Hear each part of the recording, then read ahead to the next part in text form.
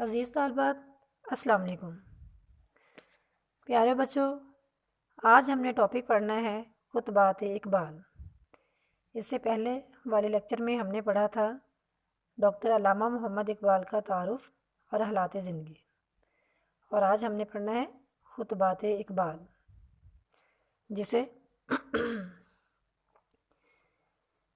خطبات اقبال میں ٹوٹل 7 خطبات شامل ہیں، جن کا یہ کتاب انگریزی میں ہے اور اس کا اردو میں بھی ترجمہ کیا گیا ہے۔ انگریزی میں اس کتاب کا نام ہے the reconstruction of religious thought in Islam, جبکہ اردو میں اسے کہا جاتا ہے تجدید فکریات اسلام۔ تجدید فکریات اسلام یا تشکیل جدید الہیات اسلامیہ ڈاکٹر علامہ محمد اقبال کی ایک انگریزی کتاب کے اردو ترجمے کا نام ہے۔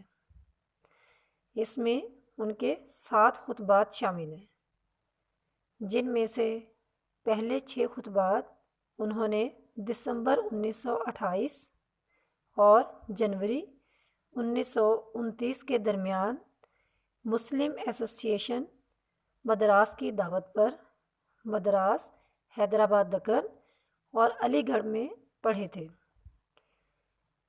ڈاکٹر علامہ محمد اقبال کے یہ خطبات سب سے پہلے 1930 میں شائع ہوئے، جبکہ 1934 کے بارے دوم میں اس میں 7ویں خطبے کا بھی اضافہ کیا گیا، یعنی جب یہ خطبات دوبارہ 1934 میں شائع ہوئے تو اس میں 7ویں خطبے کا بھی اضافہ کیا گیا، جبکہ پہلے 6 خطبات شامل تھے۔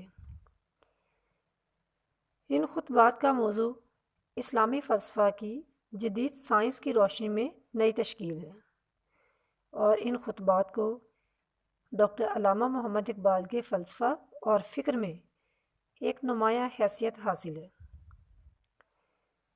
ان خطبات کی فہرست میں جو 7 خطبات ہیں، ان میں پہلا خطبہ جو ہے اس کا موضوع ہے علم اور مذہبی مشاہدہ، جسے انگلش میں کہا جاتا ہے ایکسپیرئنس ریلیجیس اینڈ نالج۔ دوسرا خطبہ مذہبی واردات کے انکشافات کا فلسفیانہ معیار، the philosophical test of the revelations of religious experience. تیسرا خطبہ ہے خدا کا تصور اور دعا کا مفہوم، the conception of God and the meaning of prayer. چوتھے خطبے کا موضوع ہے انسانی خودی، اس کی آزادی اور لافانیت، the human ego, his freedom and immortality. جی اب ہے 5واں خطبہ، وہ ہے مسلم ثقافت کی روح، the spirit of Muslim culture. چھٹا خطبہ اسلام میں حرکت کا اصول، the principle of movement in the structure of Islam. 7واں اور آخری خطبہ کیا مذہب کا امکان ہے، پاسبل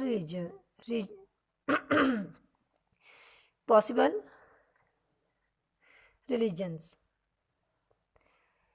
جی بچوں، یہ تھے 7 خطبات جو کہ علامہ محمد اقبال کی کتاب the reconstruction of religious thought in Islam میں شامل ہیں۔ ان 7 خطبات میں سے ہم نے ان کا 5واں خطبہ جو ہے اس کو تفصیل سے پڑھیں گے۔ 5واں خطبہ ہے مسلم ثقافت کی روح۔ 5واں خطبہ جس کا موضوع ہے مسلم ثقافت کی روح یا اسلامی ثقافت کی روح، یعنی دا اسپرٹ آف مسلم کلچر، یہ ان کا 5واں خطبہ ہے۔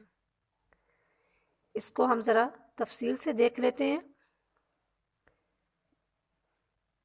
ڈاکٹر علامہ محمد اقبال نے اپنے اس خطبے میں اس بات کی وضاحت کی ہے کہ انبیاء کے مذہبی مشاہدات اور واردات کے زیر اثر جو انسان پیدا ہوئے، انہوں نے انسانی تہذیب و تمدن پر کیا اثرات مرتب کیے ہیں۔ ڈاکٹر علامہ محمد اقبال نے تشکیل جدید الہیات اسلامیہ کے 5ویں خطبے اسلامی ثقافت کی روح میں مسلم ثقافت کی خصوصیات بیان کی ہیں، جو مسلم ثقافت کو دیگر ثقافتوں سے ممتاز کرتی ہیں۔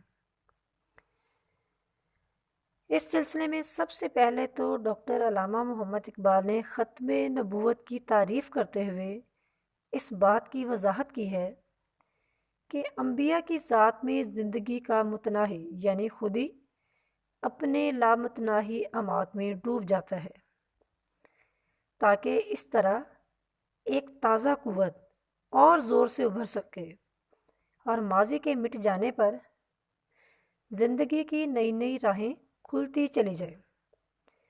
وہی بھی مختلف شکلوں میں اسی لیے وقوع پذیر ہوتی رہی ہے کہ بنی نوع انسان اپنی صغر سنی میں شعور کی وہ صورت اختیار کرے جسے شعور نبوت سے تعبیر کیا جاتا ہے۔ اب ہم دیکھ لیتے ہیں کہ شعور نبوت کیا ہوتا ہے۔ شعور نبوت دراصل وہ وصف ہے، وہ خوبی ہے جس کی موجودگی میں عمل، بے عملی، پسند اور ناپسند کی کوئی حیثیت نہیں۔ انسان چونکہ جذبات اور جبلتوں سے مغلوب رہتا ہے، یہ دو چیزیں اس پر حاوی رہتی ہیں، یعنی جذبات اور انسان کی جبلتیں۔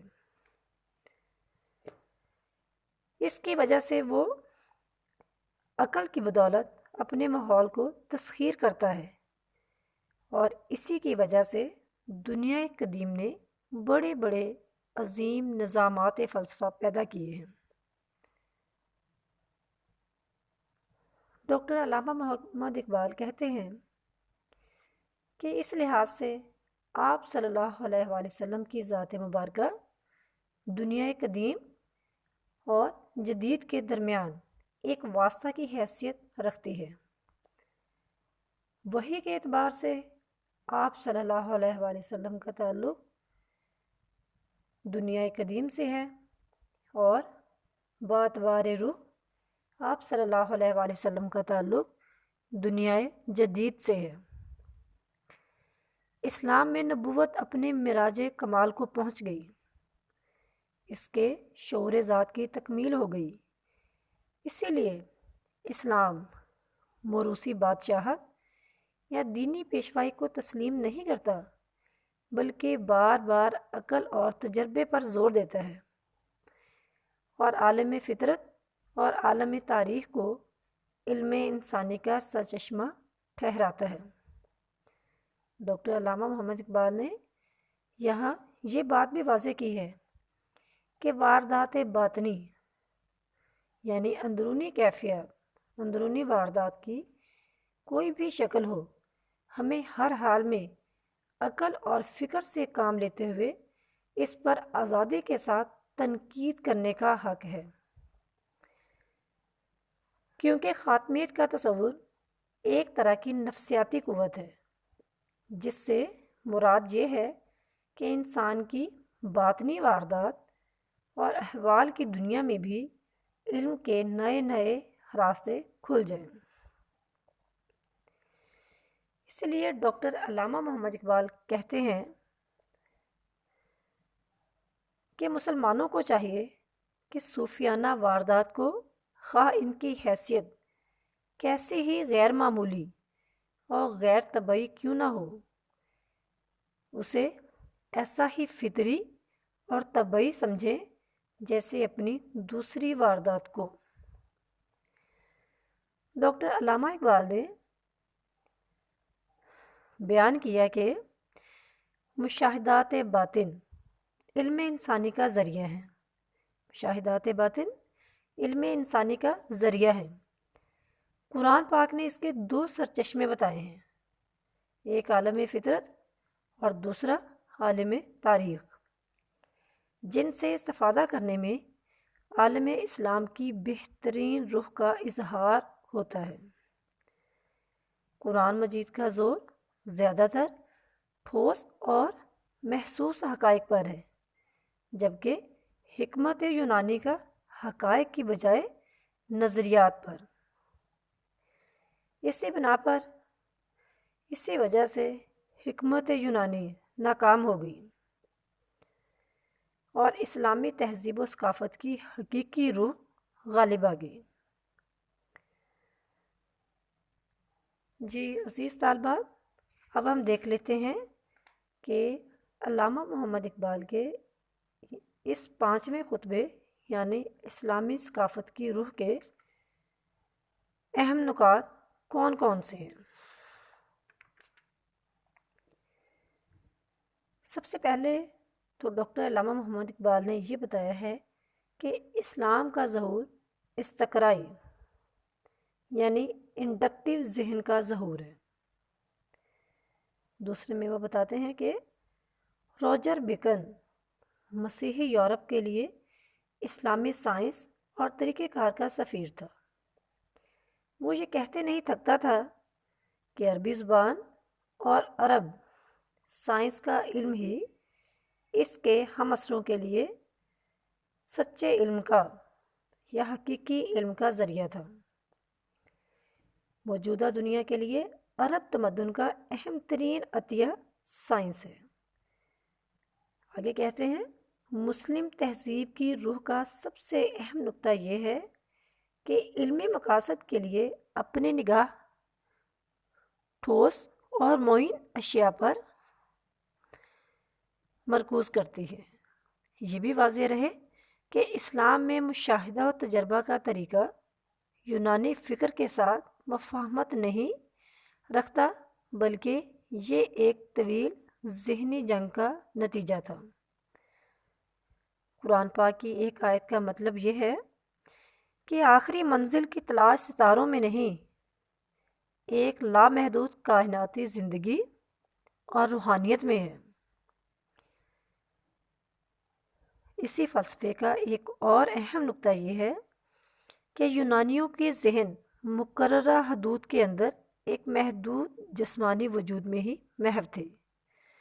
اس کے خلاف اسلامی تہذیب کی تاریخ سے ہمیں معلوم ہوتا ہے کہ خالص علمی دائرے اور مذہبی نفسیات یعنی اعلیٰ تصوف کا نصب العین ایک لامحدود حقیقت کے حصول اور اس کے سرور پر مشتمل ہے۔ ایک اور اہم نقطہ اس خطبے کا کہ موجودہ دنیا کی مخالف یونانی روح فکر اسلامی کی بغاوت کا نتیجہ ہے۔ اس سے یہ نتیجہ نکلا کہ اسلامی تہذیب کا نصب العین روحانی، آفاقی اور لامحدود ہے۔ کیا یعنی اسلامی تہذیب کا نصب العین روحانی، آفاقی اور لامحدود ہے۔ اسلامی تہذیب کی روح بہرحال حقائق کے مشاہدات و تجربات پر مبنی ہے۔ تہذیبی قدروں کا ارتقاء تاریخ انسانی عالمی سطح پر مسلسل مربوط طریقے پر ہوا ہے اور آج کی دنیا کا حکیمانہ سائنسی نقطہ نظر اسلام کی دنیا ہے۔